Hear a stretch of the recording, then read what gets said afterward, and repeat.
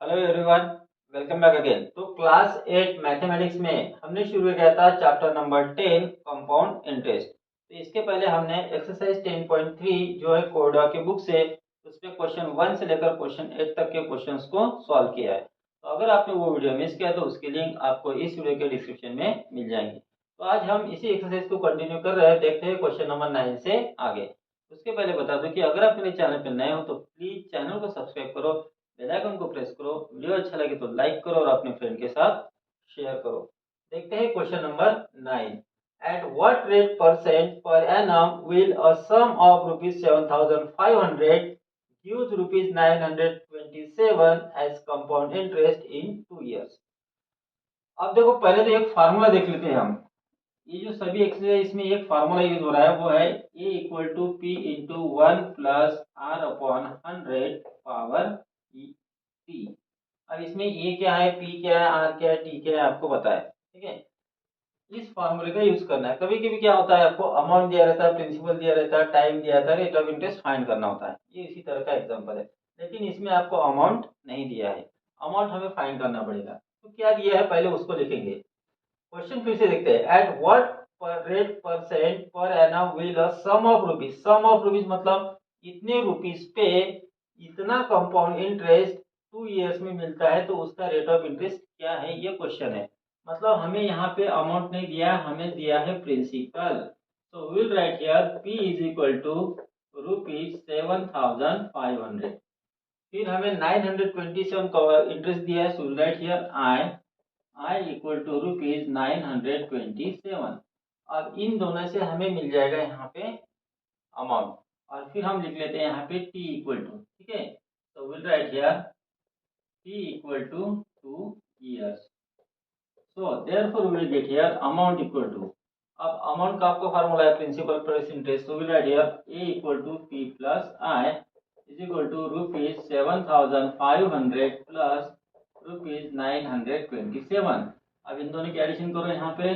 Rupees 7 plus 0 7, 2 plus 0 2, 9 plus 5 14 4, carry 1, 7 plus 1 8, 8427 ये आ गया amount. अब हमें फाइंड करना है rate of interest. Rate of interest के लिए हमें ये फार्मूला लिखना है और फिर सभी वैल्यूज को पुट अप करना है। Therefore we will write here now, यहाँ पे लिख लेता हूँ थोड़ा साइड में। Therefore amount is equal to formula है p into 1 plus R upon 100 power t। सभी वैल्यूज को पुटअप करो।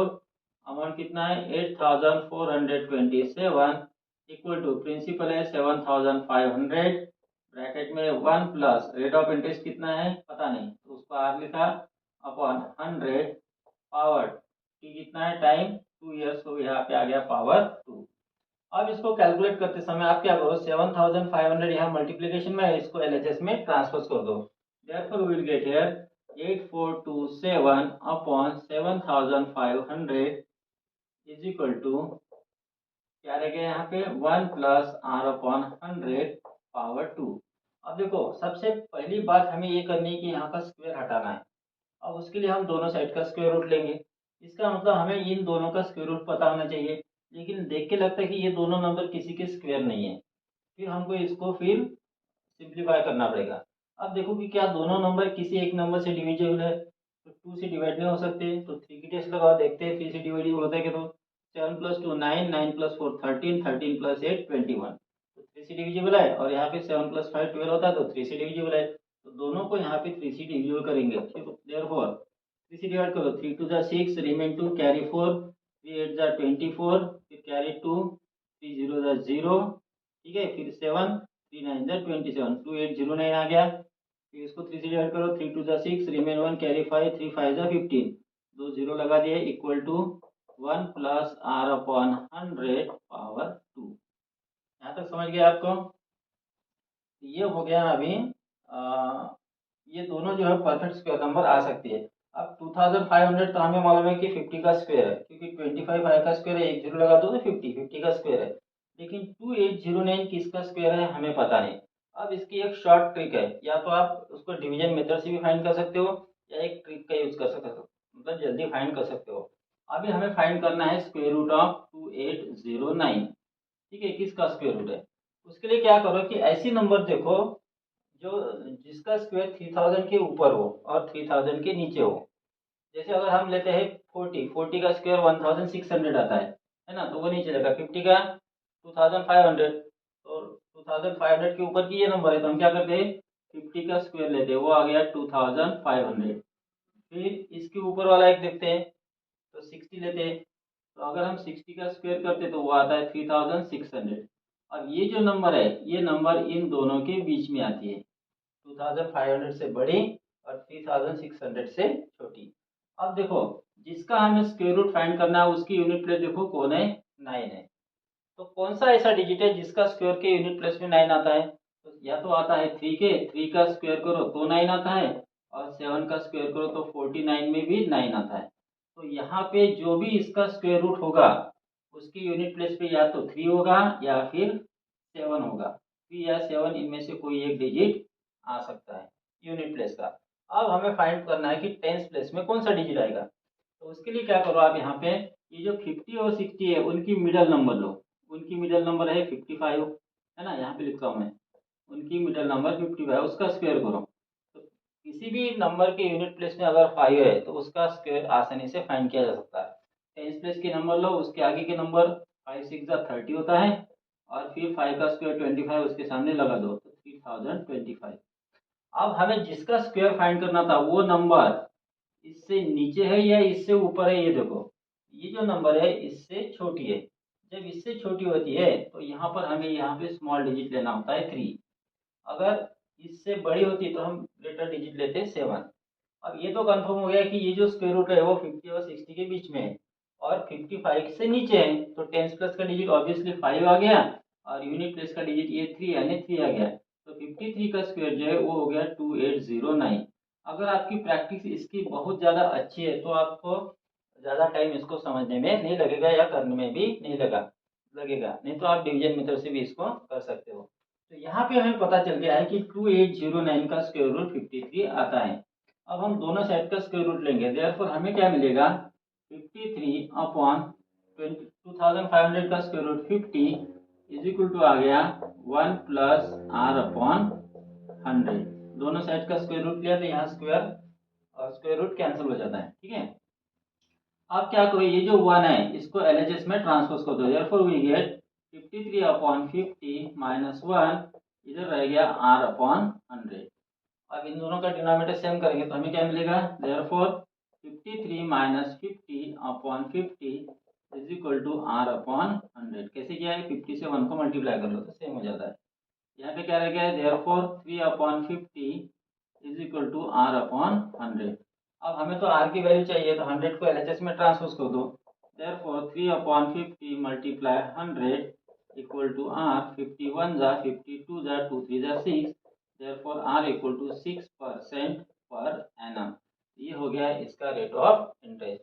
इस तरह से हमें इसको सॉल्व करना है और आपको इसमें ध्यान देना है कि स्क्वायर रूट किसी भी नंबर का इस तरह से प्रैक्टिस करके आप जल्दी से फाइंड कर सकते हो।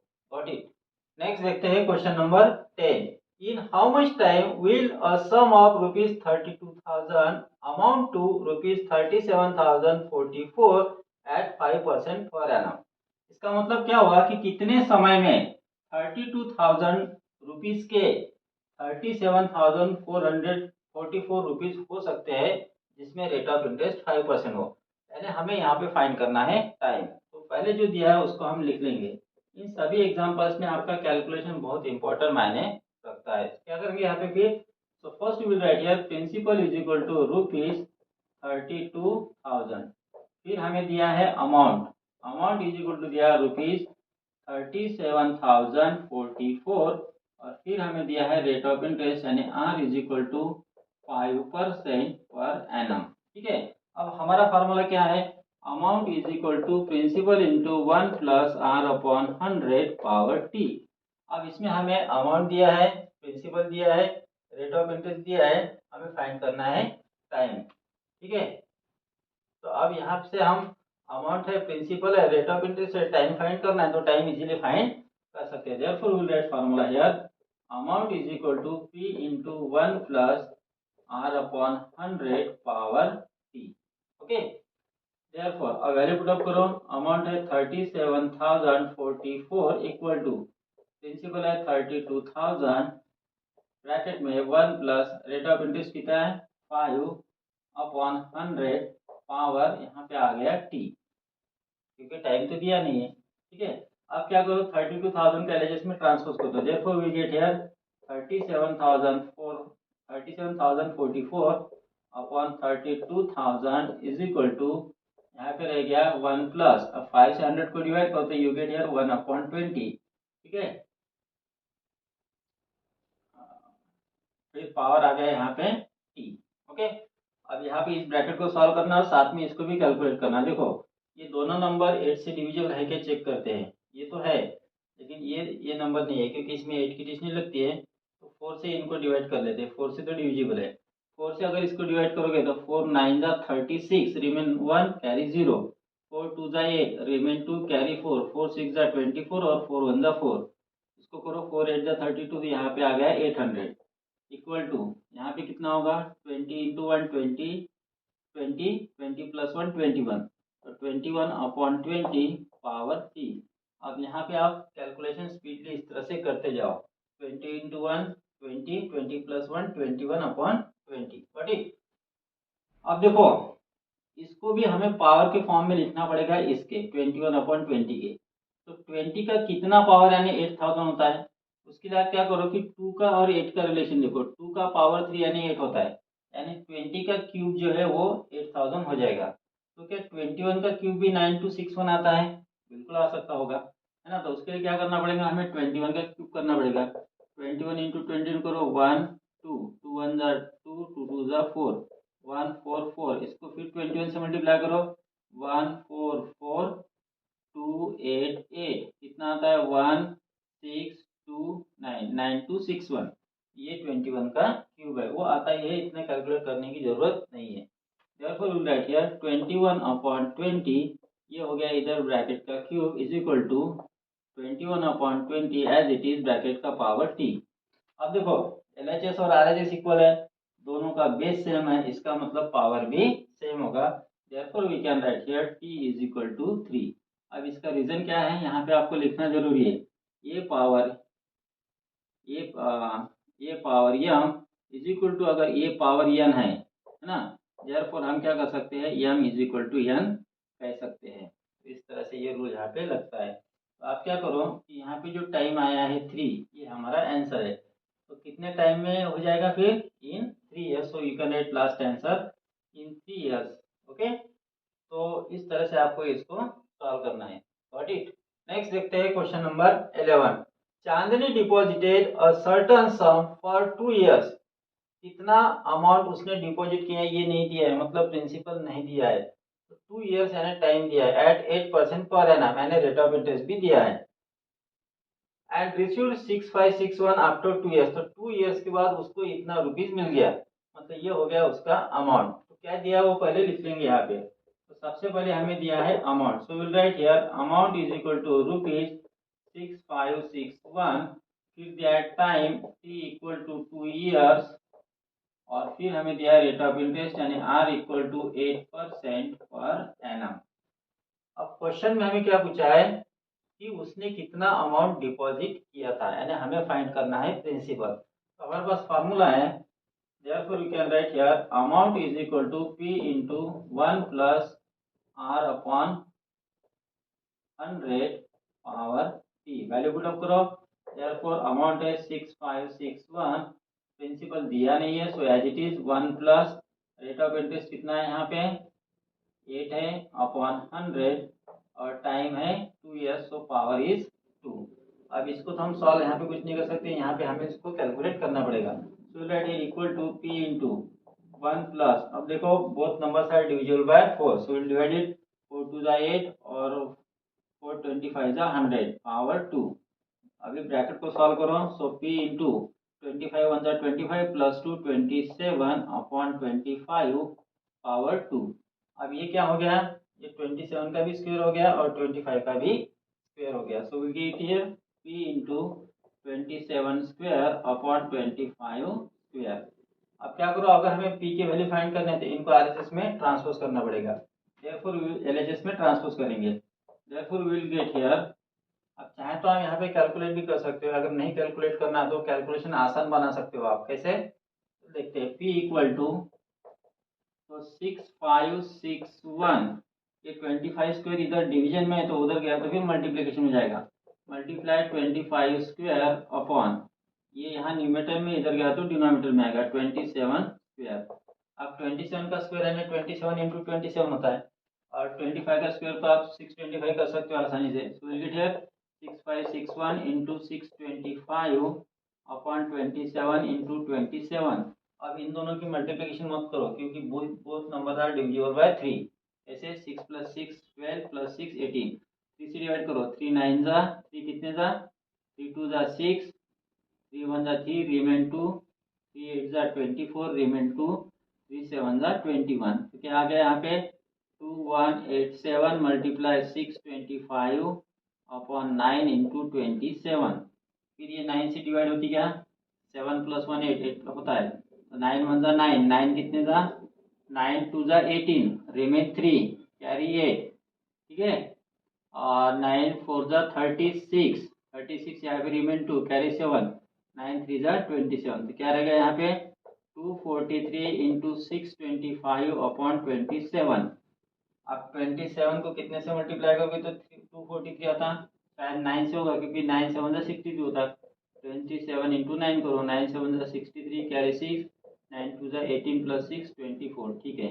27 1 जा 27 9 जा, so remain here 9 multiply 625 equal to 9 5 जा 45 कैरी 4, 9 2 जा 18 + 4 22 कैरी 2, 9 6 जा 54 और 2 56। तो आंसर आ गया 5625।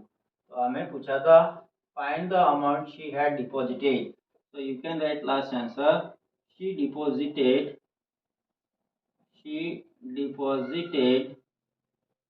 rupees 5625। ये कैलकुलेशन थोड़ा आपको जैसे करना आप कर सकते हो, इस तरह से भी आप कर सकते हो। Got it.